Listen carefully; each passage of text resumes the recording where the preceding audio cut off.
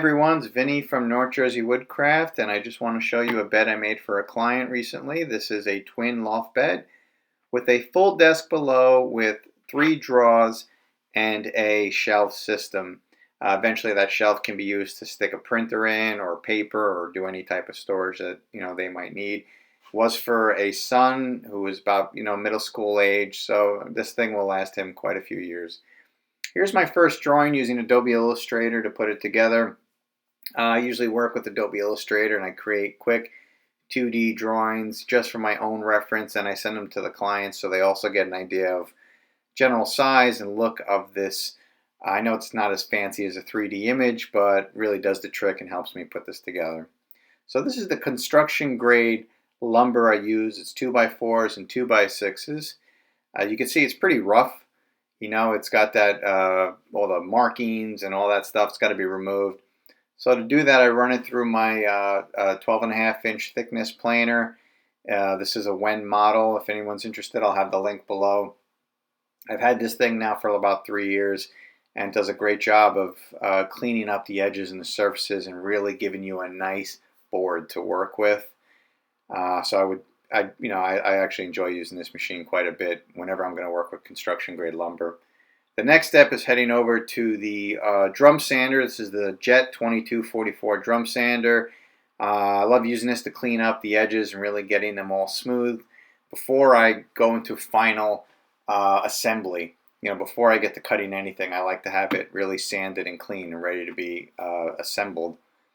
Here I am. I'm just cutting down the pieces. The headboard's going to be 7 feet tall. The bottom where you climb up is 73 inches tall. So what I'm doing is gluing and screwing using pocket holes the assemblies, the leg supports. Basically, it's a 2x6 attached to a 2x4.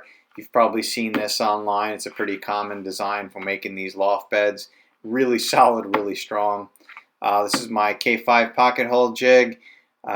Using this to create all the pocket holes. I have them spaced about 12 inches apart all the way up the board, and eventually I'll fill in all these holes with, Craig makes a filler for all those pocket holes. Most of them are going to be hidden because as I start adding these side slats, you see on the left, I usually will hide them with a board to actually help support the weight as it goes up.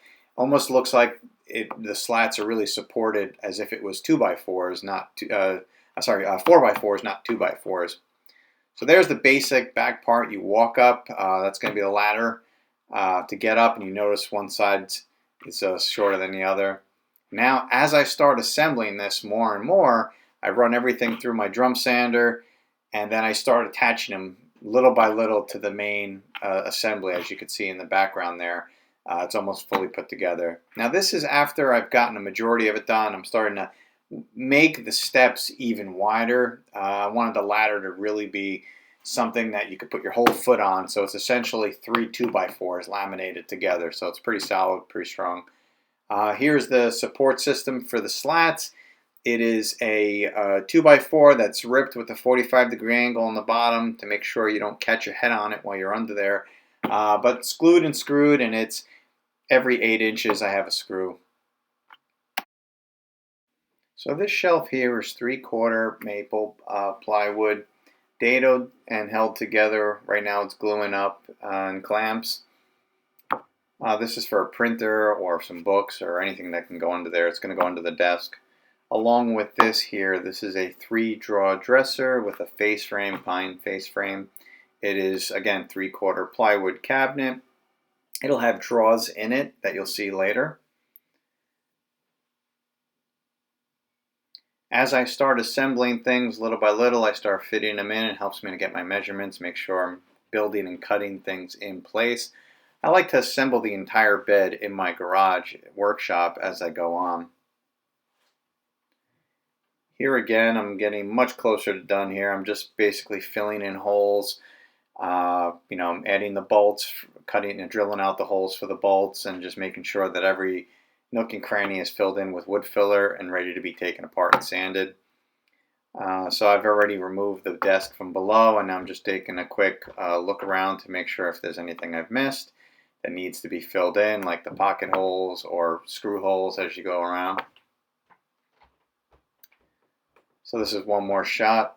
This is after everything's been basically sanded down in place, but still not broken down, and then fine sanded again piece by piece. I go over every inch of it separately. Now I'm building the 7-foot shelf that's going to accompany this bed system.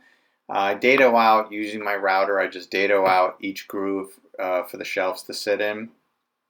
They're about 12 inches apart each. So as you can see, it's a pretty big shelf. It is 7 feet tall. It's going to have a pine face frame, and the actual shelves themselves are 12.5 inches, roughly around there, with the face frame attached. So there's the bed and the shelf before I've added the 1/2 inch backer to the shelf and the face frame and the top to it.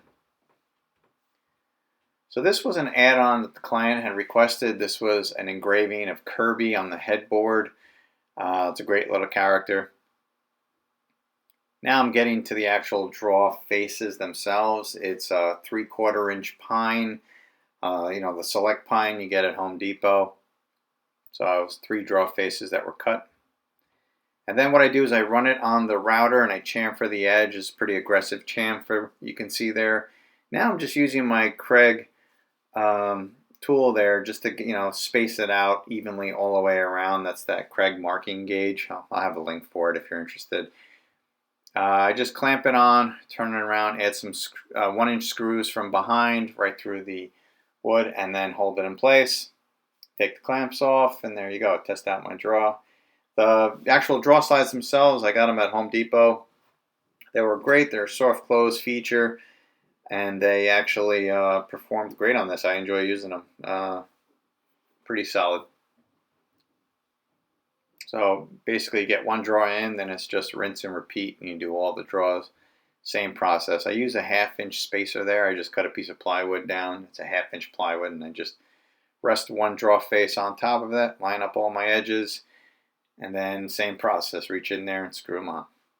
See, now I'm just wiping it down after I've sanded everything with 220 grit, and I'm just applying slowly the finish. And this is always sort of like the money shot when you see it pop the way it is. I love the way the finished surface pops once you add that clear finish to it.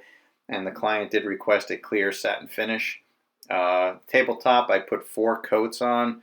The rest of the bed and rest of the cabinets, except for the draw faces, they also got 4 coats because they're gonna get handled a lot. The shelf itself, each of the shelves, the shelf tops got 4 coats, and most of it got 3. So there's the finished shelf after it's been finished with the clear satin poly acrylic. And that's actually a photo taken by the client, sent it to me so I could see what it looked like with the books in it.